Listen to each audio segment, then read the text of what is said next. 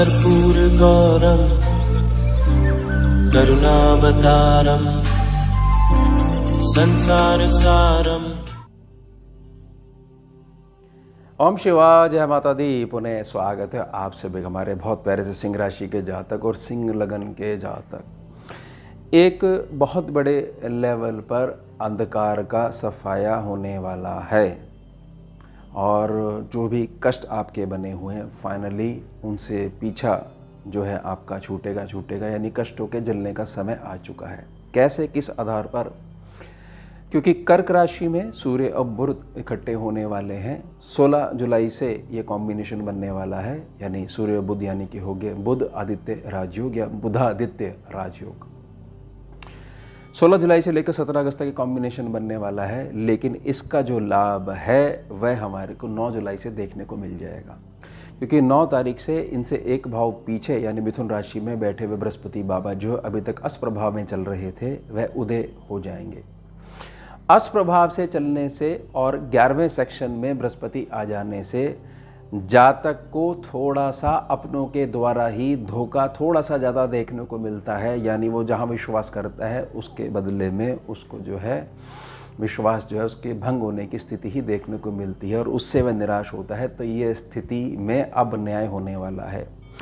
साथ ही साथ समझिएगा कि सूर्य और बुध का जो कॉम्बिनेशन है, बुध आदित्य राजयोग है, इसकी सबसे बड़ी ताकत क्या है? इसकी सबसे बड़ी ताकत वह एहसास है सिंह राशि और सिंह लगन कि आपके भीतर ये शक्ति छिपी हुई है।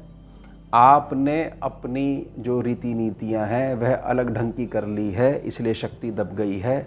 अब हम दोनों ग्रह इकट्ठे हुए हैं, आपको आपकी ही पहचान करवा रहे हैं, आपके मूल स्वरूप को बाहर निकालने का प्रयास कर रहे हैं। थर थर कांपेंगे आपकी चाल से, आपकी दृष्टि से, और आपकी वाणी अगर निकल गई तो सारा एरिया खाली हो जाएगा।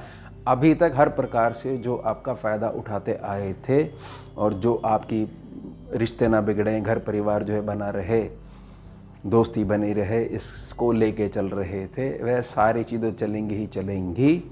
लेकिन जो अभी तक आपके साथ न्याय नहीं हुआ है, नहीं हो पा रहा था, वह होने लग जाएगा। अब राहु और केतु को समझिए। केतु यहाँ बैठकर क्या करवा रहे हैं? लगन भाव में बैठकर, और ख़ास तौर से जब ये बृहस्पति बाबा जो है जून में जो है ये पिछले महीने 12 तारीख को जो ये अष्टप्रभाव में आ गए थे कि छोटी छोटी बातों को बड़ा करते हुए व्यर्थ में हमारे अंदर जो है गुस्सा प्रकट करते हुए उसको बाहर निकलवाना और उसमें हमारी ही गलती निकलवा देना कि भाई तुम्हारे साथ जो है एक प्रॉब्लम है ओवर थिंकिंग की और ओवर रिएक्शन की, हम तो सामान्य हैं। जबकि सम्मुख व्यक्ति ऐसी स्थिति उत्पन्न करता जा रहा था और क्योंकि हमारे ग्रह थोड़े से विषम परिस्थिति को उत्पन्न करते जा रहे थे और हम उनकी चपेट में आते जा रहे थे, सब समय का प्रभाव है। लेकिन अब ये नहीं होने वाला है। आपको अपने लक्ष्य से डिगाने का बड़ा सरल मार्ग है कि आपकी क्रोधी वाली नेचर को बाहर निकाल लीजिए और आपको एहसास करवा दीजिए, बताइए मैंने गलत क्या करा है, सही को सही तो ठहराया है। राहु यहाँ बैठकर क्या कर रहे हैं? आपसी पति पत्नी के मध्य जो रिश्ते हैं उसमें अंडरस्टैंडिंग का जो लेवल है उसको थोड़ा सा नीचे करते जा रहे हैं। साथ ही साथ समाज में जो व्यापारिक रिलेशंस हैं, जहाँ पर हमारा पैसे का लेन देन लगा रहता है, वहाँ पर डाउटफुल स्थिति को उत्पन्न करते हमारे रिश्तों को ख़राब करते जा रहे हैं, या व्यर्थ में ऐसे लोगों को जमावड़ा करते जा रहे हैं जो केवल हमारे को यूज़ और थ्रो कर रहे हैं, क्योंकि बृहस्पति हमारे 11वें सेक्शन में बैठे हुए हैं और अष्टप्रभाव में जा चुके हैं। अब 9 तारीख को वो हट जाएंगे। अब 18 जुलाई से लेकर 11 अगस्त तक बुध जो बैठे हुए हैं 12वें सेक्शन में, यह वक्री भी होंगे और अस्त भी होंगे। वक्री में क्या है? वक्री दृष्टि, यानी एक स्थान पीछे को इम्प्रूव करते हैं, तो बृहस्पति बाबा को सपोर्ट भी करेंगे, 11वें सेक्शन को सपोर्ट भी करेंगे। तो हर प्रकार से कहा जा सकता है कि 9 तारीख से ही बड़े लाभ देखने को शुरू हो जाएंगे और 16 तारीख आते आते इसमें बहुत अधिक जो है चीज़ें जुड़नी शुरू हो जाएंगी। मैं पुनः आपको याद दिलवाना चाहता हूँ, मान लीजिए कोई भी एक ऐसी चीज़ है जो आपने घर में आप रख के भूल गए हो और उसके कारण पूरी दुनिया में आप भटक रहे हो। सूर्य और बुध का कॉम्बिनेशन वह आपकी खोई हुई चीज़ को याद दिलवा देता है। उसके पश्चात आप अपनी छुपी हुई ताकत को प्राप्त कर लेते हो और उसके आधार पर अपने बुद्धिमत्ता के आधार पर, बुद्धि के बड़े हुए लेवल के आधार पर हर एक कष्ट को काटना शुरू कर देते हो। यह जो राजयोग है आपकी बौद्धिक क्षमताओं को बढ़ाना शुरू कर देता है। साथ ही साथ आपके ऊपर जो सेल्फ कंट्रोल है उसको बहुत अधिक जो है बढ़ाने में मदद करता ही करता है। अब इसमें जो 18 तारीख से ये अस्त और वक्री प्रभाव में होंगे, इस कारण से सूर्य देव के सामने जो ये अड़ सकते थे सामान्य चाल में बुध बाबा, क्योंकि कर्क में बैठे हुए हैं ना, और यहाँ पर पानी के प्रभाव से सूर्य थोड़े से वीक हो जाते हैं और कहीं ना कहीं कृत्रिम राहु को जन्म दे देते हैं। तो उसकी मदद करने के लिए अब बुध जो है पूरी तरीके समर्पण करेंगे और राहु को अगर ऐसा लगता है कि बुध मेरे सपोर्ट में आएगा तो नहीं आ पाएंगे, अच्छे तरीके से 11 अगस्त तक ये पूर्ण रूप से नियंत्रण में बने रहेंगे। सूर्य और बुध का कर्क राशि में और वो भी 12वें सेक्शन में आने का यही अर्थ है कि आपकी छुपी हुई पहचान जो आप स्वयं भूल चुके थे, बहुत सारे कलेश और विकारों के कारण वह स्तर पे आ जाएगी।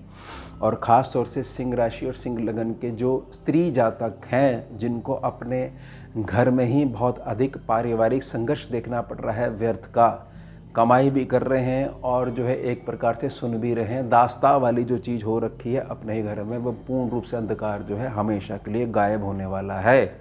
लेकिन लेसन लर्न क्या करवाना चाहते हैं कि अब जो है आपकी जो निजी प्रकृति है जिसमें न्यायिक भावना बहुत ज़्यादा है, वह तो बना के रखिए, लेकिन आपको एक मंद मुस्कुराहट के साथ अपना कार्य भी निकलवाना आना चाहिए।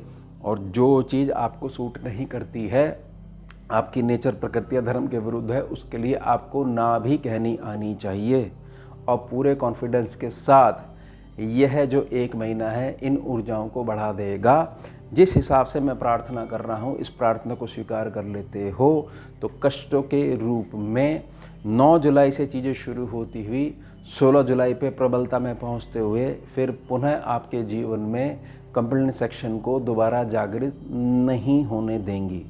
याद रखिएगा कि आपकी नेचर वही है कि भी राजा हूँ, राजा छोटे काम कैसे कर सकता है, लेकिन छोटे काम में अगर वह अपना कार्य है तो उसमें छोटा बड़ा नहीं है। इस चीज़ को हटाने के लिए सूर्य बुध जो है वह राजयोग के रूप में पुनः आपकी गद्दी को दिलवाने के लिए आए हैं, वो भी 12वें सेक्शन में, यानी कि खर्चे वाले सेक्शन में बहुत प्रबलता से पूरी कुंडली में ये ऊर्जा भरने वाली है।